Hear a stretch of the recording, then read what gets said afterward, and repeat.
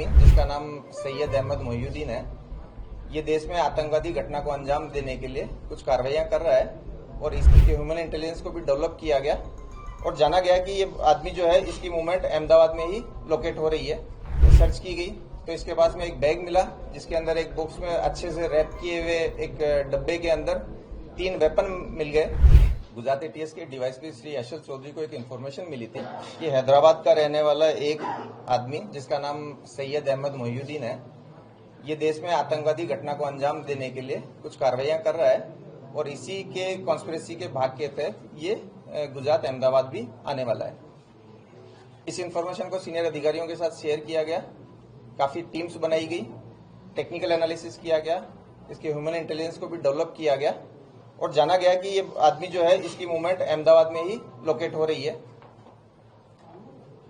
जो अलग अलग टीमें बनाई गई थी उनमें से इस आरोपी को अडालज के पास जो टोल नाका है इस पे वॉच रखी गई क्योंकि इसका मूवमेंट उस साइड में आ रहा था। वॉच के आधार पर एक आंध्र प्रदेश नंबर की एक गाड़ी वहां से गुजरती हुई मिली, उसको रोका गया, चेक किया गया तो इसमें जो इन्फॉर्मेशन वाला आदमी है सैयद अहमद मोहिउद्दीन, ये हमें मिल गया।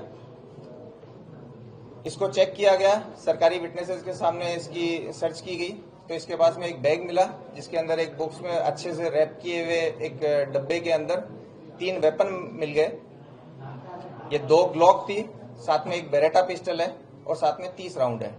इसके साथ साथ एक प्लास्टिक के डब्बे के अंदर लगभग 4 किलो कैस्टर ऑयल भी मिला। इस सैयद अहमद मोहिउद्दीन को एटीएस ऑफिस ला करके डिटेल्ड इंट्रोगेशन किया गया। इसके फोन में भी बहुत सारी चीजें मिली गई, इसके बारे में पूछा गया, इसके इतिहास को जाना गया। तो जो डिटेल्स मिली वो ऐसी थी कि सैयद जो है वो बेसिकली लगभग 35-36 साल की उम्र का एक व्यक्ति है जिसने चाइना से एमबीबीएस किया है। ये काफी पढ़ा लिखा है, काफी रेडिकल मेंटेलिटी है इसकी।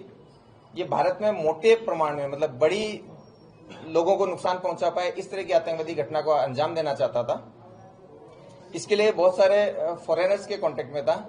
अभी जिस व्यक्ति के साथ इसका सबसे ज्यादा लाइव कम्युनिकेशन था वो एक अब्बू खदीजा नाम से एक टेलीग्राम आईडी थी जिसके साथ एक कांटेक्ट में था, जिसे अपना आमिर मानता था।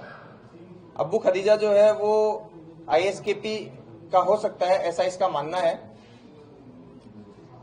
इन्होंने मिलकर के जो राइजिन एक बहुत ही पोटेंट पॉइजन है उसको बनाने की प्रोसेस इसने स्टार्ट की थी।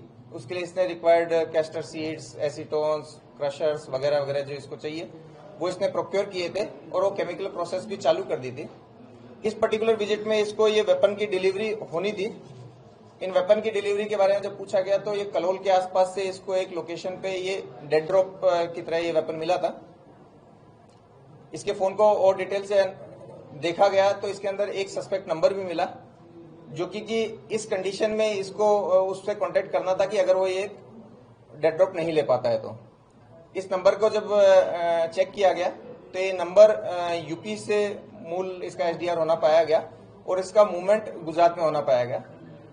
इसके लिए एक अलग से दूसरी टीम बनाई गई जिसमें DYSP Virjit Parmar, DYSP KP Patel, PI CH Panara और दूसरे हमारे पीआई पीवी देसाई वगैरह, इन सबकी एक टीम बनाई गई। इस नंबर को लोकेट करने के लिए जब भेजा गया तो ये नंबर लगभग बनासकांठा के आसपास आया। वहां के बहुत सारे होटल्स, गाड़ियां सब चेक करने के बाद में ये 2 लोग हमें वहां से मिले हैं। ये जो दोनों लोग हैं ये लखीमपुर और शामली के हैं। इन दोनों के नाम आजाद सुलेमान शेख और मोहम्मद सुहेल मोहम्मद सलीम खान है। ये दोनों दीनी पढ़ाई किए हुए हैं, काफी रेडिकल हैं। ये भी बहुत सारी फॉरेन एंटिटीज के कांटेक्ट में हैं। इन दोनों ने मिलकर लखनऊ, दिल्ली, अहमदाबाद में कई सेंसिटिव प्लेसेज और भीड़भाड़ वाले जगहों की रेकी की है।